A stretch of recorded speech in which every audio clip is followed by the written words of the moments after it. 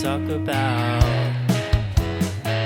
We'll just keep talking. We'll just keep talking. Just keep talking. Talking. For so long. Oh, we're babbling on. We're babbling on.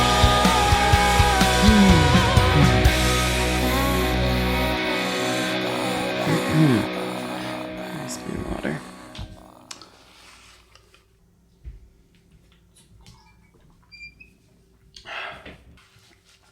Hello? Is this thing on? Is it? I actually can't tell. Yeah, it's on. Hey, little babblers. It's Hilton here. And I decided to try doing something a little different today.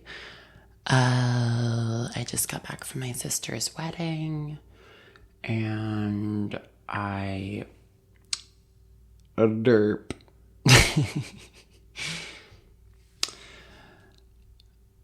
I wanted to try something different today. I'm gonna read 2 essays, blog posts, whatever you want to call them, for you, instead of having a guest on. We're gonna do it different today, okay? Why? I just felt like it. I don't know. And I only have one more episode in the bank, and so I need some time to catch up. Okay, enough. The first piece I'm going to read you is called The Ache, and I wrote this and published it on September 7th, 2023, so almost a year ago. And it was written right after my dad's funeral, right before I left for a really important time in my life spent abroad in Europe. And then the second piece I'm going to read you is a new piece called 3 Sisters that I just wrote right before recording this. It's August 5th. This will come out tomorrow, August 6th of 2024. So anyway, hope you're all doing well. Thank you all for listening. I love ya. And feel free to respond within the Babbling On community. Babble, babble, babble, babble, babble, babble. I'd love to hear your feedback on anything. Maybe we'll do a mailbag episode soon. Anyway, Google the gap. Let's get the ball rolling. This is The Ache.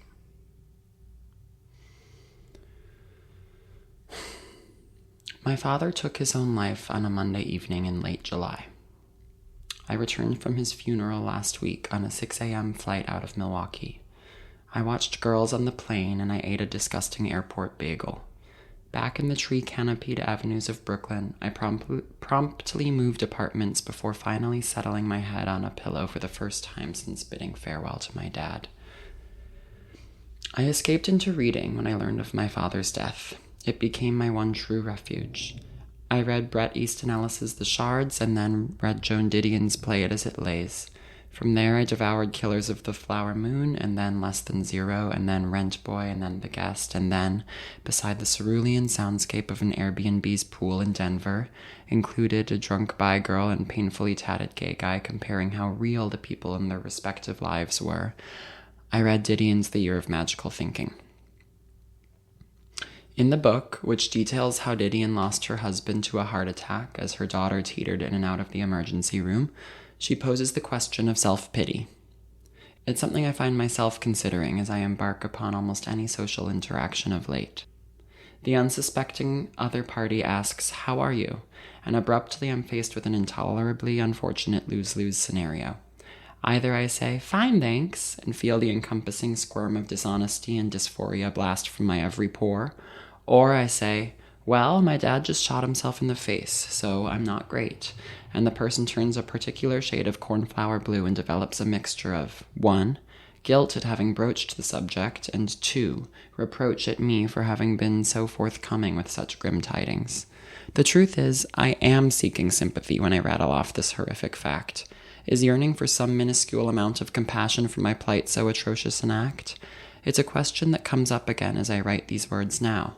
What to maintain privately for myself, for my family? What becomes oversharing and self-indulgent and disrespectful of the dead? Yet I can't help but say something. I'm an external processor, a person who can't hold things in, who needs to say what I'm feeling in order to fully feel it. Perhaps I will regret recounting this time of my life so frankly when I'm older. In fact, I'm almost sure of it. Yet I don't see how I could possibly not talk about it. My father's funeral took place on a super blue moon, as my little sister Lexi pointed out to me the week prior when we were together beside the Airbnb's decadent blue-lit pool in Denver visiting my other sister, Winnie. In the days leading up to the funeral, I would look up at the night sky and see the silvery fixture of Luna beaming down upon me, growing larger every day, thus serving as a countdown clock until the day we would bid my dad adieu. Now, in the days following that funereal Thursday, I look at the sky and watch as the moon records that date becoming more and more distant a memory. On Beautiful People, Beautiful Problems, Lana Del Rey croons that blue is the planet from the eyes of a turtle dove. Deep, dark blue was the color of my father's eyes. Seafoam was the color of the cracked pleather cafe couch I was sitting on when my mom called me to deliver the news. Lapis is the color of the boxer shorts purchased at Dick's Sporting Goods I wear as I type these words now. Ultramarine was the armor of the dragonfly that landed on my arm in the lake, days after my dad's death. Him visiting me from beyond, I reckon. Sapphire was the name of the senile cat that has lived with me and terrorized me with its yowling, and vomited in front of me these past 5 months. A periwinkle veil of cloudy late afternoon light gave Patty's Pub, where the funeral took place, an appropriately melancholy air as my wonderful friends and my family and I set up the tablecloths and the flower arrangements around the fittingly weathered, otherworldly Irish bar where we all said our goodbyes to Scott McNeil, Dresden. In the narrow stone courtyard, a small tiered fountain burbled quietly. A chipped statue of an eagle spread its wings across from the screen where my Aunt Heidi set up a projector to play a slideshow of now tragic memories. A little plaster deer was nestled in a corner between large pots containing ficuses on their way to join my dad in the grave. Up a short set of steps inside was a cramped, charming little pub. I remember the light of it in my head now as a murky red. A wizened old woman, Patty herself, I presumed, mixed drinks for us early birds and offered her condolences. Excuse me. At the funeral, my speech followed my sister Lexi's. Hers had left me racked with sobs, and I choked through the opening line of what I'd planned to say. My name's Hilton. I'm the oldest of Scott's children, and I'm the only one who inherited his hair. For those of you reading this who somehow arrived at babbling on without first learning of my visual parallels to a patch of steel wool, I have an extremely curly mop protruding from my scalp. People laughed. After that, I took a deep breath and told stories of my memories with my dad, how he taught me to be strong in my convictions by making my sister Winnie and I go up to smokers as kids and cough in their faces, or how he showed me not to take life too seriously, by helping me stage my death in the backyard using a ripped-up t-shirt and ketchup, and then checking my pulse in front of my sister and claiming I'd been killed by a wolf.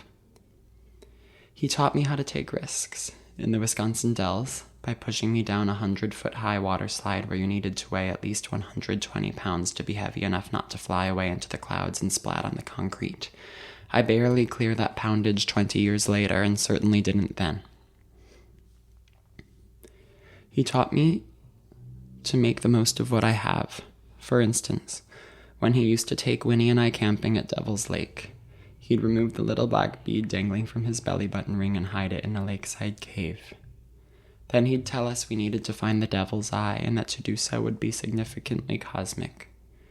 We'd scour dirty caves for the little black bead until we discovered where it had been mysteriously left for us on some flattish rock, and my dad would subtly return it to his navel, and we'd all carry on with our lives feeling in tune with some higher power. On my 12th birthday, all I wanted was Kit Kittredge, the American Girl doll who grows up in the Great Depression and wants to be a writer and serves Blonde Bob. At my dad's house on that fateful November evening, I got Harry Potter books and Green Bay Packers gear and an All-American Rejects CD, but I didn't get Kit. And so I went and cried on the stairs and threw a tantrum and served cunt in a bad way. Then my dad pulled out a large box that contained the marvelous Miss Kittredge. Of course I'd ruined it by revealing my true colors as a coddled cantankerous killjoy, but I still think back on that moment, draped dramatically across his stairs, when I realized he had indeed paid attention to what I'd been wanting and obliged, however begrudgingly. My dad and I had grown apart in the final years of his life. In fact, we'd never gotten along particularly well. But I loved him, and I know he loved me, and he was proud of me. I'll remember driving with him and listening to the Black Eyed Peas' Ella Funk and Monkey Business, and Bob Marley, and how there was always a red tin of Altoids in the little armrest compartment between the driver and passenger seats.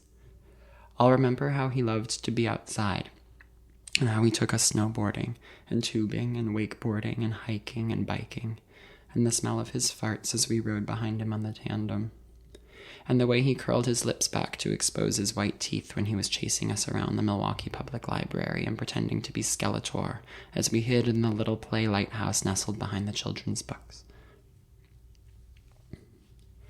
I'll remember the enormous eyeball tattoo he got on his bicep with a rainbow of eyeshadows framing it, purportedly a nod to his support of my LGBTQ-ishness, which he also supported by taking me and my friends to Industry and Hell's Kitchen, and the now-defunct therapy bar, not to be confused with actual therapy, which we both sorely needed.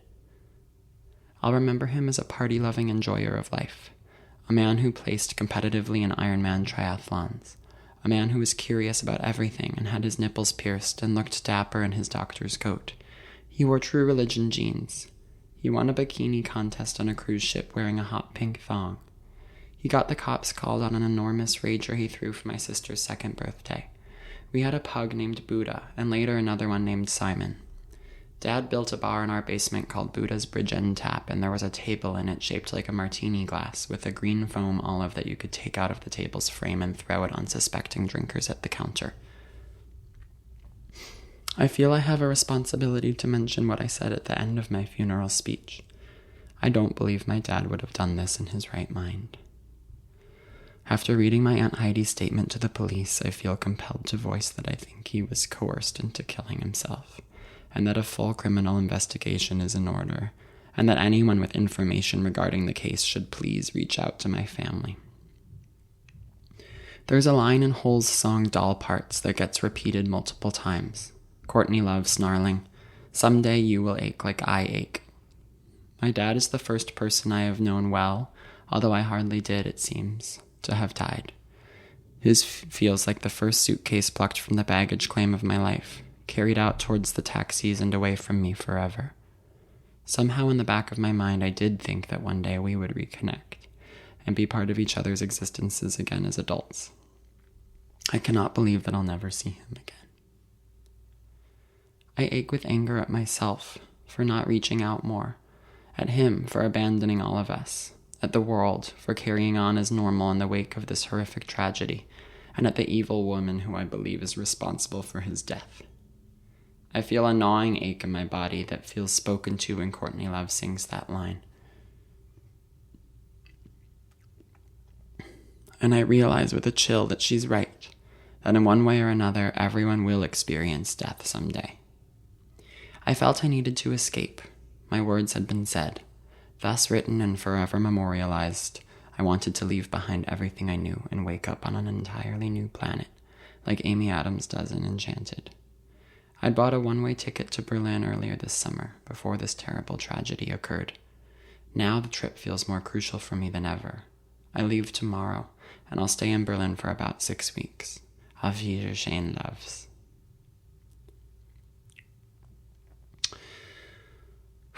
Okay. So, yeah, there's a little thank you note at the end of it, too, that I'll just quickly read, actually. I'd be remiss if I didn't thank my friends who flew in from out of town for the funeral. Alec, Nick, Talia, Molly, and Rachel. You all mean the world to me, and your kindness will imprint itself upon me for the rest of my life. Your presence made all the difference for me and my family. Thank you to my mom, who should not have to go through this again and is handling the lion's share of the burden with such grace and warmth it astounds me. Thank you to Winnie. I love you, and I hope you're having fun in Portugal. Thank you, Lexi, for pointing all of us toward the signs of his presence around us and for making me laugh and buying a Lana shirt with me at a Hot Topic.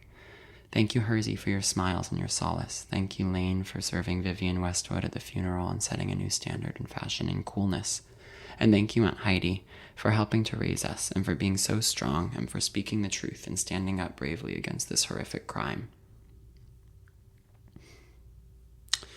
So I read this essay out loud at an event that my friend Peyton threw a few weeks ago, and I could barely get through it because I was crying so hard. And so it feels strange not to be crying as I read it now. I thought about reading it to a friend, but then I just decided I wanted to record this to release it tomorrow, so I'm just doing it myself. And I hope that's okay with all of you. Anyway, so that was a year ago, and now this I wrote today. And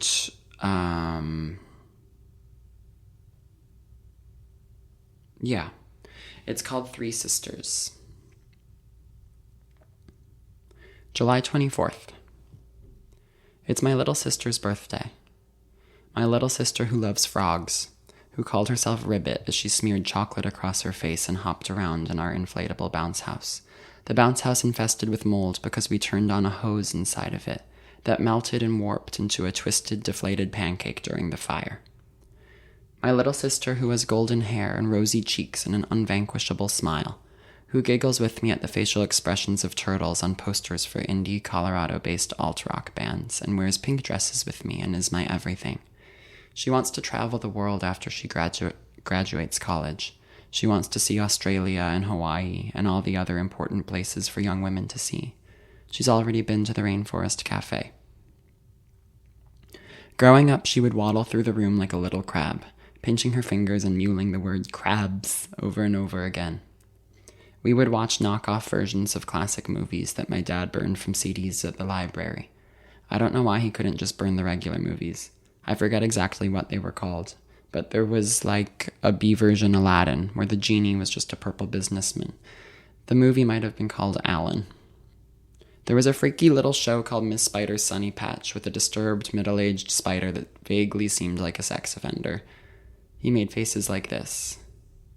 And there's a picture, but his name is Spideris. Side note, it has since come to my attention that the one and only Kristen Davis, better known by her stage name as Charlotte York, voices the eponymous Madam Spider. We watched this movie called Pizza Pizza, where this naked little boy was baked alive inside pizza dough. Lexi watched all of these strange programs with delight, the same way she approaches all new concepts in her life. With enthusiasm, with courage, with beauty and levity and joy. I'm 9 years older than her. For a long time, I was a teenager and she a toddler. And now it feels as if we're the same age, perhaps because I'm stunted, perhaps because she's wise beyond the dazzling solar glow of her beautiful youth. She's my best friend and I love her so, so much. She's grown into such an unstoppable, brilliant young woman who can do anything she wants to. Happy birthday, Lex. It's the anniversary of my dad's death. He took his life 1 year ago, on her birthday. Have things changed since then? To think of it completely. I've traveled, seen the entirety of the world outside of Brooklyn, Berlin, and Los Angeles. I've spent hours on the phone with airline customer service. I've ridden motorcycles, electric scooters, with my arms wrapped around a man's waist in Rome. I've worn lace doilies as neckerchiefs in Venice. I've stormed out of moving Ubers when called out on my bullshit. I've vomited green between my legs while still seated on a toilet in Mexico shitting. I've been kicked out of an Indian restaurant in London. I've been warmly invited into a gangbang in London immediately following said restaurant eviction. I've politely declined, instead choosing the path of reading No Country for Old Men, read checking sniffies for better options. I've written multiple drafts of a screenplay, begun a book, moved into a new home, hung drawings on my walls, had a threesome where one of the guys had braces. I've been fired, hired, lonely, surrounded by love. I've isolated, become so self-absorbed I've neglected the world around me. How interesting to realize only 3 years into a personal blog that one is thinking of one's own insular problems far too often. I've watched all of my friends as if through the concave glass of a snow globe, partying and dancing on the other side, a viscous liquid enveloping them in raves, my tantrums the method to shake it all up, to watch little white confettis settle down around their painted figurines. Excuse me, Jesus. Or perhaps it was I inside the snow globe, staring out, my hands pressed against the curve of my cage, screaming yet making no noise beyond my hallmark orb. A snow globe in summer, how neat. I'd leaned on my dad's death as a get out of jail free card.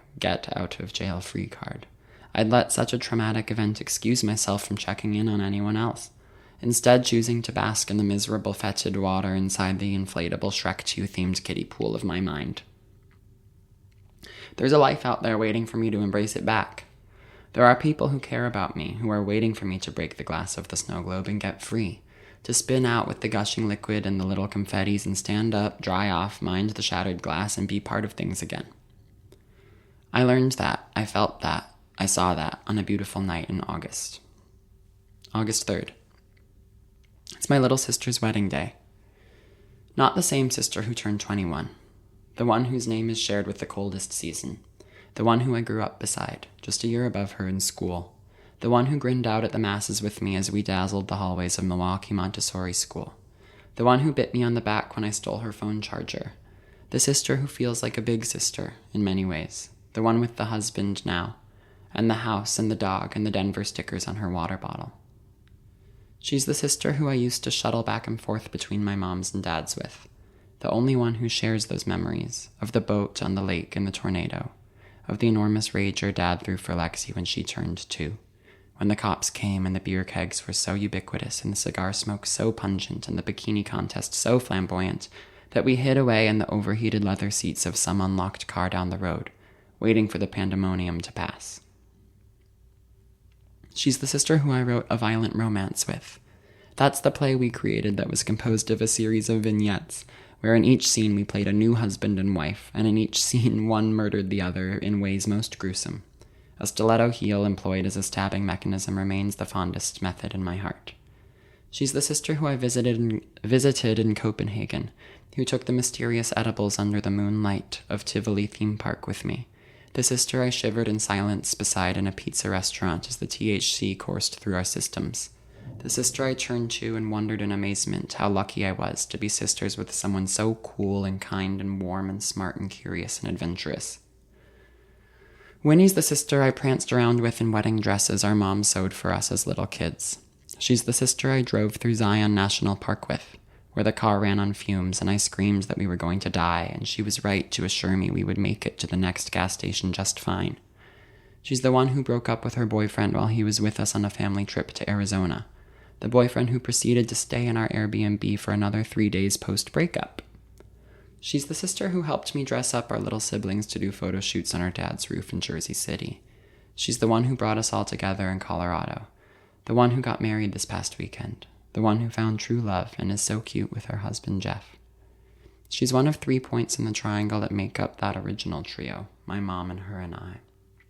My mom, the most resilient, beautiful, welcoming, non-judgmental, incredible woman in the world. My sister's wedding was a dream come true. I wore a pink dress and took photos with her and her bridesmaids. We threw our bouquets in the air while Winnie bobbed up and down in a chair held above the dance floor, reaching for Jeff, smiling at the fun of it all but failing to conceal the fear in her eyes that the chair might be dropped to the floor. Lexi and I giggled at everyone and everything. I sat on my mom's lap after almost sitting down in Winnie's brunette friend's lap, who wore a similar floor-length pink gown. My mom's was better. I love my mom so much. I love my brothers so much. I love myself and my friends and turning points and second and third chances and redemption and forgiveness and dancing to Kesha and We Found Love and spilling red wine on my nice film camera and taking off the pretty pointed toe shoes that burnt my toes in exchange for fugly sandals. I love being told I should have painted my toenails. I love the Colorado sky at night and the smell of the road after a Buena Vista thunderstorm. And I love the river we plunged into and the subsequent post-plunge clogging of my ear.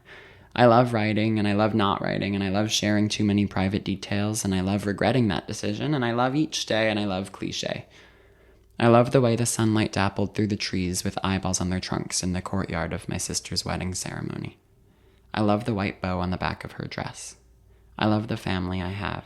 I love my sisters. So that was it. This is like random and weird, and maybe I'm sharing way too much. But I don't know. I just thought I would try this. You all are sensational, and I am sweating because I turned off the air conditioner since it makes noise, and I'm boiling some water to make rice for porridge. Thank you all if you made it this far. Let me get a hoo-ha. Hoo-ha! I don't know. We'll see. I love ya. Get well soon. And try to babble on, bitch.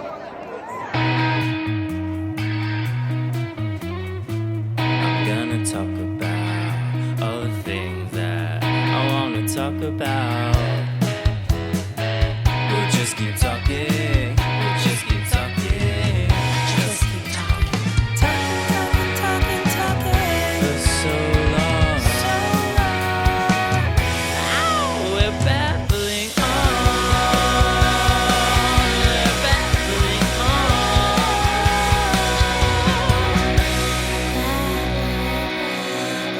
Family Ruins created, produced, and edited by Hilton Dresden. The theme song is by Benny Cotoletta, featuring Callie Baker, and is produced by Benny Cotoletta and Jack Krause.